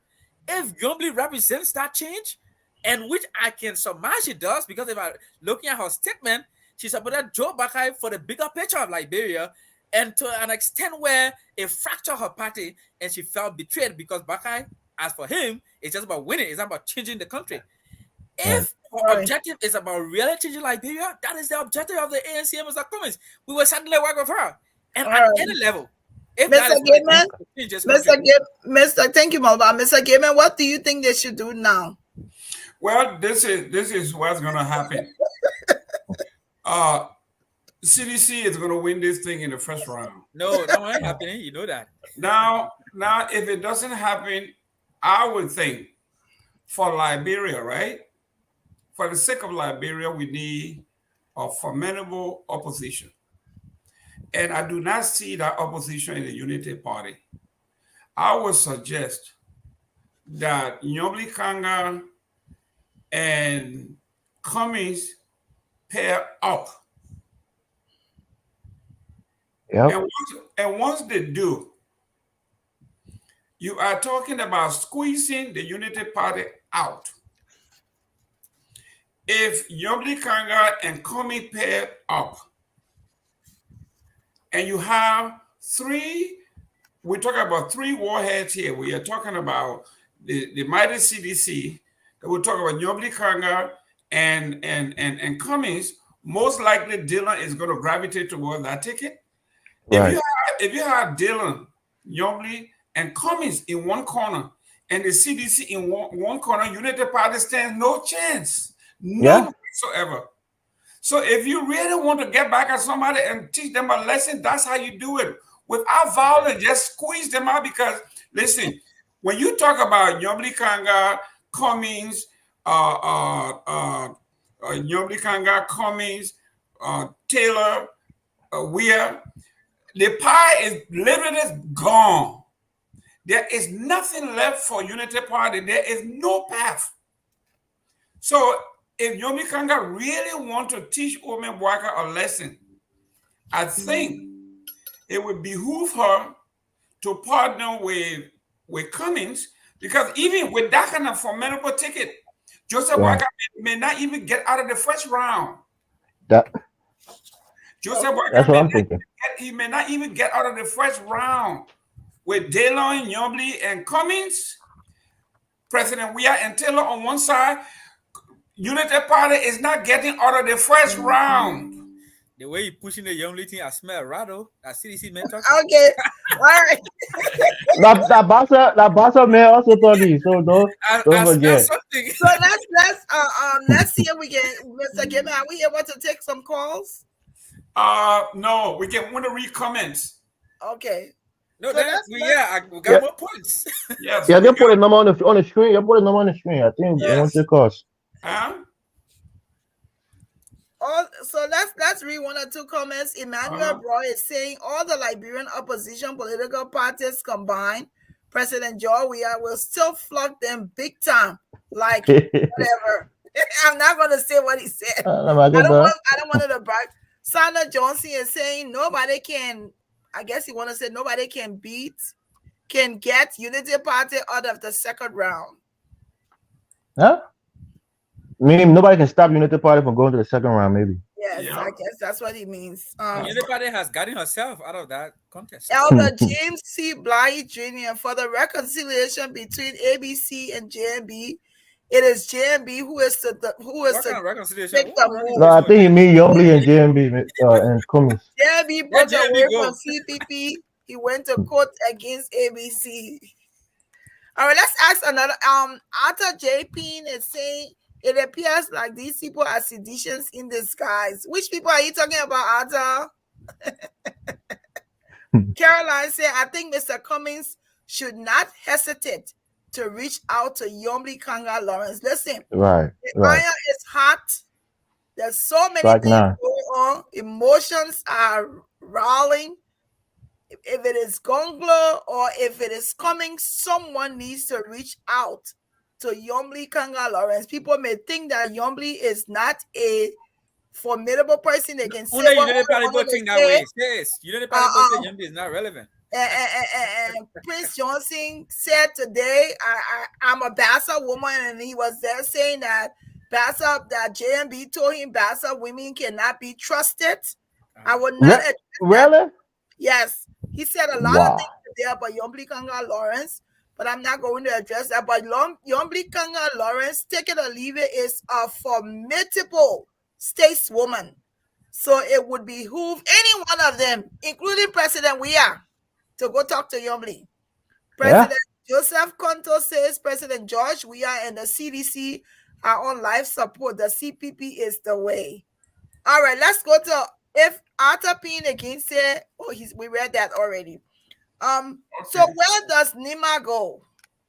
Elvis, does it go with Prince Johnson, with Boakai, Gonglo, or does Nima go with Weah? I think first round, because you got to look at both rounds, and I think it plays a part for the second round. First round, I think Gonglo edged it with something like a 38-39% vote in Nimba, because he has a strong base there. Of course, I think second round, if it's JMB and Koung, which if Cummings plays his card right, that could be a hard ticket for them to get to the second round. But again, Nimba goes to the opposition. Either way, I would say this: it goes to the opposition in terms of the majority of the vote. Definitely, CDC may not win the majority of Nimba with Prince Johnson being on the opposition side. That's a fact. But I would say we, because I'm a CDC sympathizer. They could get a sizable minority and still be looking pretty for the for other parts of the country like the southeast, maybe in Bassa and Monserrato, in Bummy, smaller counties. The CDC should really focus on the small counties because small counties count 50,000 here, 80,000 there, 70,000 here, and then maybe get decent numbers in the big counties like Nimba and Lofa, coming in second, but a sizable second place. It's all about numbers, and I think if CDC plays the card right, they can neutralize, the Nimba vote by focusing more on the smaller counties. I'll leave it there. Malba? All right. Obviously, Unity Party. Hold on. You asked me to hold on? Yeah, I have somebody. Malba, hold your thought. I have Musa Willie who wants to contribute to. Yeah, CDC mail. Well, you can have 3 citizens two citizens, and the third one coming on. Oh, look at that. Go ahead, Musa. I ain't gonna pick that mail. Let me just go to my but yeah, as you guys are the show, I think you guys are having a very healthy discussion. But here's my thing. I was a little bit confused today when Prince Johnson appeared on Spoon. I don't know how politics is done in Liberia, but I just think it's laziness. If you picking a ticket and you already know the ticket you're going to pick, the key players within that cycle, within that arena, should know when to speak, what they're going to be speaking on immediately after you announce the ticket, and how they're going to be speaking. And this is just because people don't pay enough time to sit in there having discussion to know who's supposed to do what. I mean, Senator Prince Johnson and Pierre spoke today was very uncalled for, unprovoked, and I think he was very disrespectful. And his statement does not augur well for the Unity Party. At this time, I think the Unity Party needs to make Prince Johnson to understand that in as much as you are related to the VP politically, but you have a strict assignment, and that assignment needs to be defined, or else I think they're going to shoot themselves in their legs very soon through Prince Johnson. Because if you listen to Spoon FM today, he was just adding gas on the fire. Now let me go to ANC people. I know you're going to come there. ANC should not be too concerned about who is frustrated, who is not frustrated, because that is not even going to help. Considering the raft that went between Numbly and the rest of the folks, it's not going to take a day, it's not going to take a week for those parties to come together. That's a long process, and Cummings has, I think, 2 more weeks or a week to announce his VP. So at this point, ANC should be promoting Cummings or highlighting figures that we can see. For now, when Cummings announced it, it won't be a surprise to us. But at this point, if you actually name 2 persons that Cummings can name as VP, I can't even give you one name right now. That's how doubtful it is. And we in the political arena, people names are very important when it comes to politics. So at this point, it should be promoting people. I know Gongo almost like a no-no because he's a Mr. Clay man. I don't know how do you win election in Liberia with the clean mantra. I'm Mr. Clay. Politics is a deceitful game. I'm not. A lot of times there are things our ears don't want to hear, but we just have to hear it. Politics is a deceitful game. I don't know how Google going to operate with all cleaning dirty votes. There's no way you can win election in Liberia associated with dirty votes, unless you want to be an advocate of the died, and then you leave the system marginalized. But the real governance is when you win election. Okay. As long as you haven't won yet, all of what you say, it actually does not matter. What matters is you win election. Immediately you win election, now you have the leverage, you have the authority, you have the recognition, you have the political will, and you can make the bigger change. So the first thing we need to be discussing is winning. I listen to Moma talking about Boakai just want to win, Boakai just want to win. If Boakai doesn't win, he's not going to change anything. If Koung doesn't win, nothing going to change. So the first path is to win. So if it costs you for you to align yourself with dirty votes, when you become president now, if you are sincere, you use your authority, your leverage, your political will to exert good governance. That word governance is the governance not important anything we're doing right now. No good governance in it. It's not deceit, betrayal, lying. So if you say you want to wait for the clean people to align with them, you will stay inside until you get old. That's all my contribution to that. All right, thank you, Musa. Thank you for calling. Yeah, Moba, if you can complete your thing, then we'll go around and do our closing. All right. Okay. I mean, as I What was is saying, different for you? hello. In the first place, what Omen Boakai did today also shows that he has no regard for Nimbayans in general, and Councillor Koung. I mean, which presidential candidate we've been naming a running mate from a county that already has a formidable candidate in Councillor Koung? Omen Boakai would not win Nimba County. That was the greatest mistake he made. The CDC will compete with him fiercely in Lofa County. The CDC is doing a lot of work in Lofa County. Remember, CDC beat him in Lofa. He had to pass through Sierra Leone to come to Monrovia because he could not afford the shame and embarrassment CDC caused him. Really? I mean, it's serious. Look, so what Mr. Boakai has done really, it's very good for us in the ANC. We are excited that he made a choice he's made. Now we have the opportunity to show the Liberians what we can really do. And I am so proud of my political leader. I am so excited that he has demonstrated leadership by his consistency and persistency and remaining true to what he has said from the get-go. What Mr. Cummins has done over the time, even in the midst of attacks and everything, has demonstrated his tenacity and his fortitude and his ability to bring about genuine and real change. Liberians, people in Nimba, people everywhere, you can now see what distinguishes Mr. Cummins from all other political leaders. Today, Omen Boakai has picked someone who is alleged to be a human part seller. He made 30 a seconds. promise today that nobody pass will be lost. And so some of the ritualistic killings and the mysterious deaths that are happening in Liberia, according to Henry Costa, we should be looking at people like Koung. Now, Omen Boakai has picked such a man. Think about it. Do we want to live in a country where people will be missing, where a human body parts will be coming to Korea and other places? Our citizens, fellow Liberians, Wow. Omen Boakai has ruined his opportunity for the presidency. It will be a race between Josh Weah and Alex Cummins. You can be assured of that. Is that your closing comments? No. My closing comment coming from Boakai.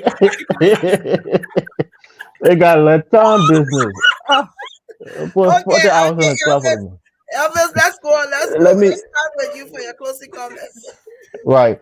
Let me just say this. You know, Prince Johnson right now is looking like the ugly gay print who you want to be seen with her in public. You saw what they put him in today on the stage?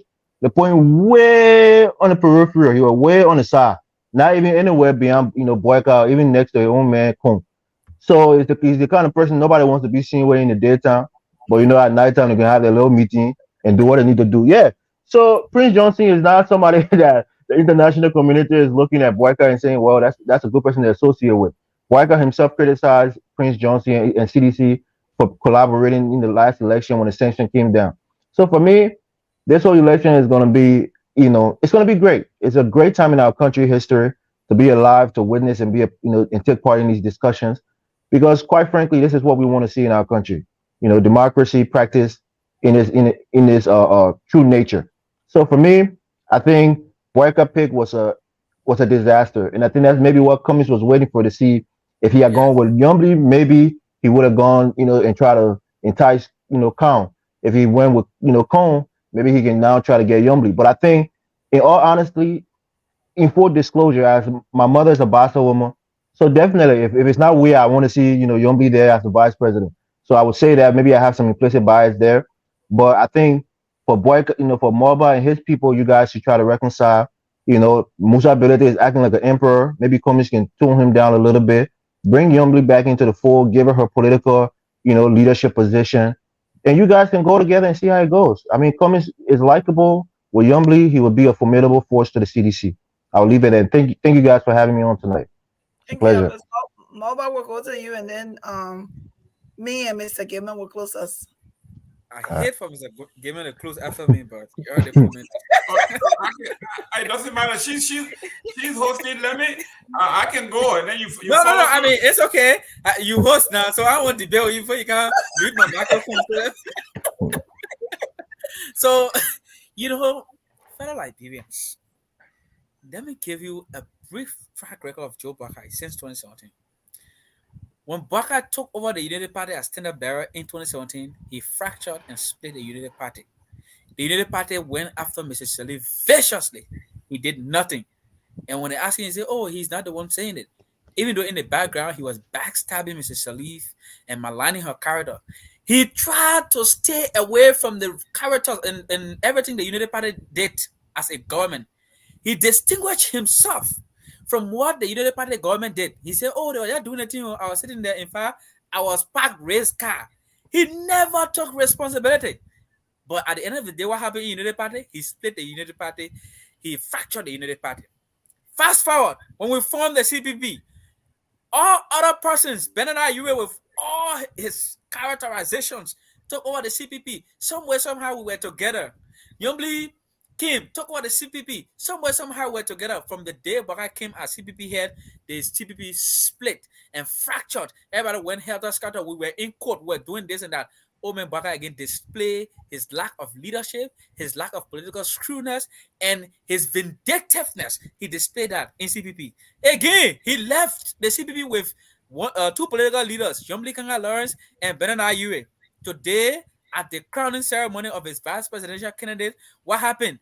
He lost two political leaders today. Boakai can't even keep a group of together for 1 month. How can that man change our country, my people?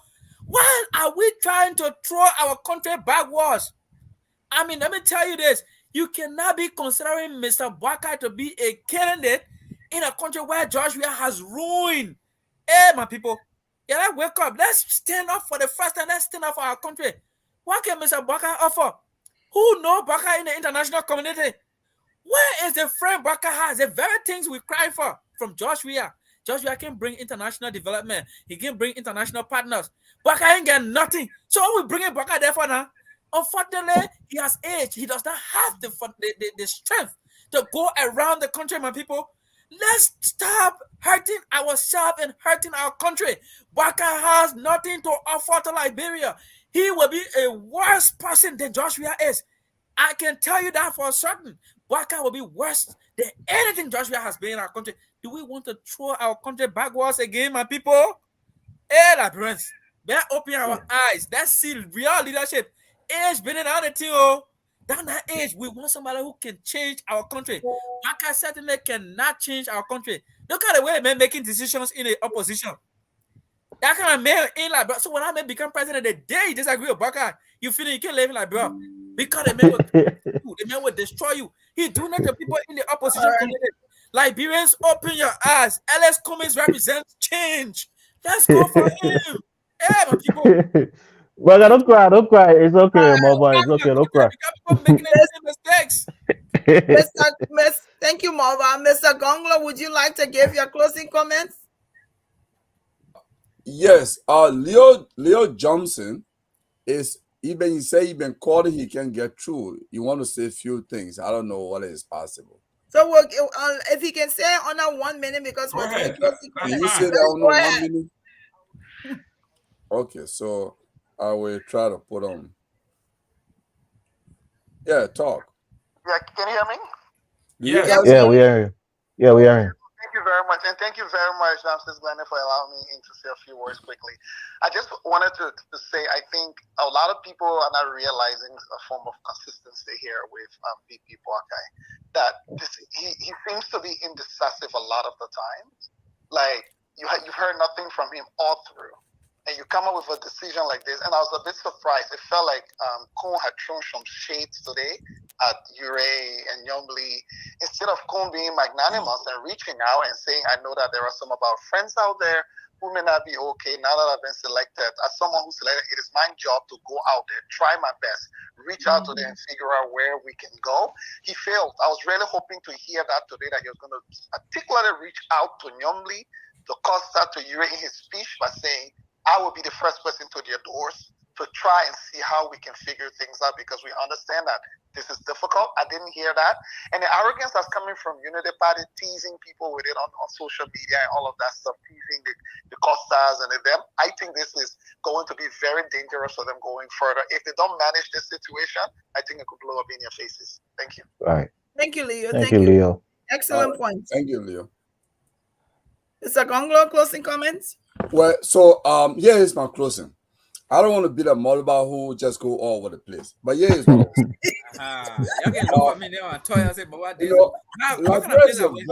Liberia is a very interesting country. We select our leaders without tracking their records. Boakai started working in the TWP government under Tobo. There is no record of Boakai standing up for anything. So even what he did today, it didn't surprise many of us who are watchers of Liberian history, because we have Pi, Moja of the world fighting for changes in Liberia. There is no record, not even newspaper article quoting Boakai as to where he stood. In 2017, he just said, first priority role, second priority role, third priority role. That's what he said. Right. He did not say how he was going to govern different from Ellen Johnson Sirleaf. But we're buying pig in the bed. So this man has no record of standing up for anything. So that's why he was not even able to manage a coalition. When they left the CPP, all of you here may be aware, they tried to organize the Democratic Alliance of Liberia under the leadership of Professor Alaro Topa. We should ask ourselves, where is DA today? The DA has died.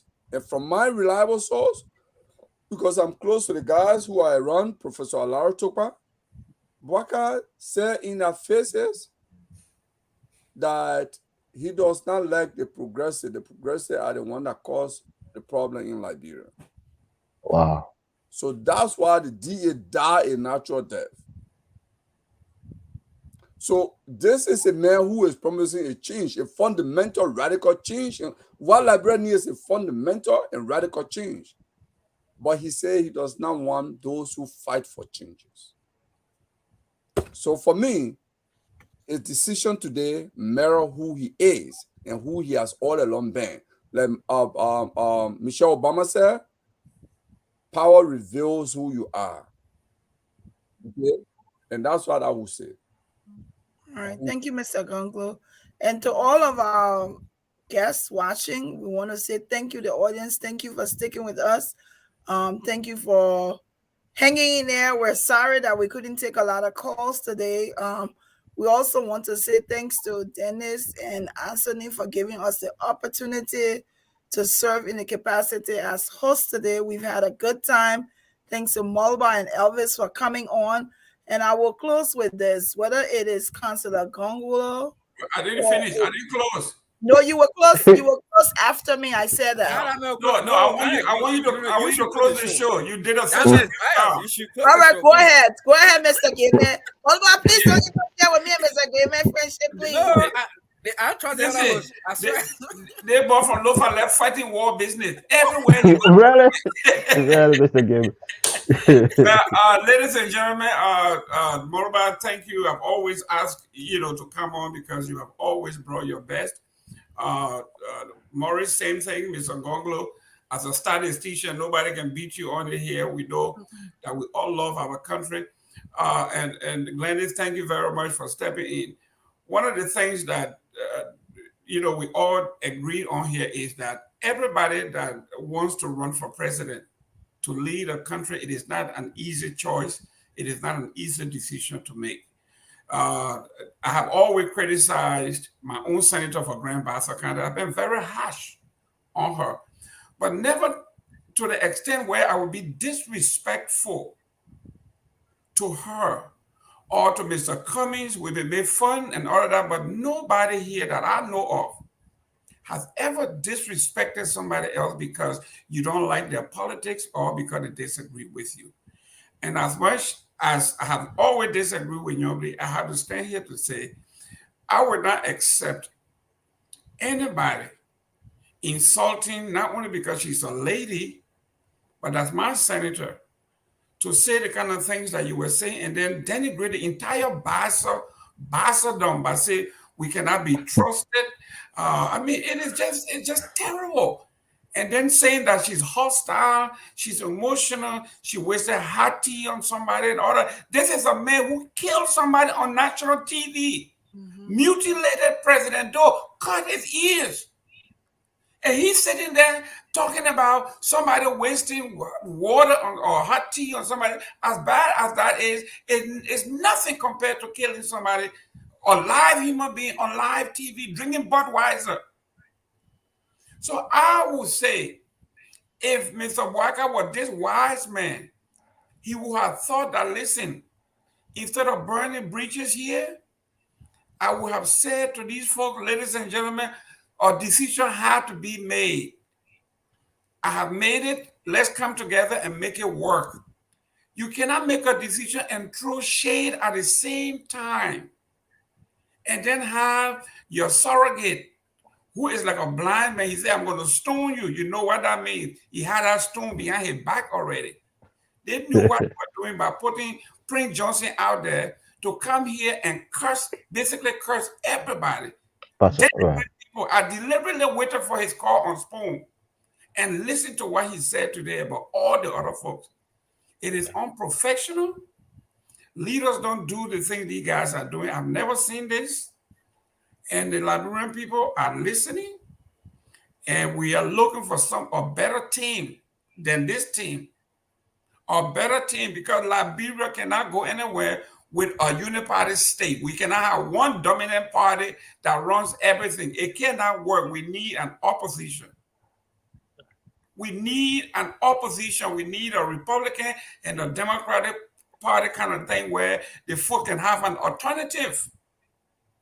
Not all over the place with 25, this and that. If the Gonglos of the world and the Cubbies of the world and the Yombis of the world can come together and give us a formidable force, second party, it would be great for our country. As much as I would like CDC to win, it would behoove us to have two alternatives, at least major forces. And the way I saw things this morning, that's not how we build a team. And I want to tell our Liberian people we should open our eyes. We have graduated to another level and we should stay there. Thank you very much for giving me the time. So thank you, Mr. Gilman, and thank you to, like I was saying, thank you to everyone who has joining with us this evening to watch this show.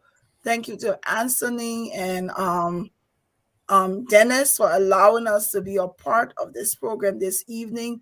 I'm going to close with two things, and Mr. Gilman already touched on it.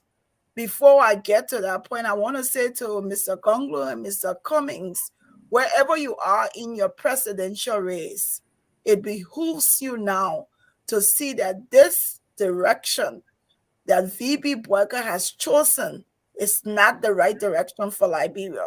So whatever is going to make it work, it's putting self aside and looking at country first. And I want to say I don't blame Prince Johnson for all of the negative comments he made today about Yombli Kanga. I blame the Spoon Talk show for allowing him to come on and spew all of those negative things and even share that he said Bassa women or Bassa people cannot be trusted. Like, who can trust Prince Johnson seriously? So the audacity that he has to go on that show and to denigrate a stateswoman of Liberia is appalling. And it's a disgrace to the network as a whole. And that was just so wrong for them to continue to allow him to spew all of those gibberish that he did today. So unfortunately for them, they thought they were doing something. One of the things that you will know about Yomli Kanga Lawrence is that she's a tough woman. And she's been battled back and forth, but she continues to stand. And we will support her. Me as a woman, as my sister, as a woman of Grand Bassa County, I will respond to Spoon TV, to UP partisans, because I'm pretty sure that there are some people in the Unity Party today who heard all of those things that Prince Johnson has said, and no one has come from that party to condemn it. That's appalling. If you sat there and you listen to Prince Johnson denigrate and say those evil things about Yomli Kanga today, and you cannot come out to issue a statement denouncing it or excusing yourself from the comments of Prince Johnson, then it says exactly who you are. And that's a disgrace. So to all of you, thank you very much for watching us. And I think we had a good show, Molba, right? Yeah, it was a good show. You and your best friend was on today. Yeah, and we agree a lot today. Yeah, well, cool. So thank you everybody for watching. And we will see you. We are all Liberians. I don't know if we can have that song come on. We missed Dennis today, but we will be back next week Friday. No, I think you should stay there a little bit and let us run the show. Liberia is our home. Liberia people, Liberia, all we want. Liberia, all we want. Liberia, Liberia.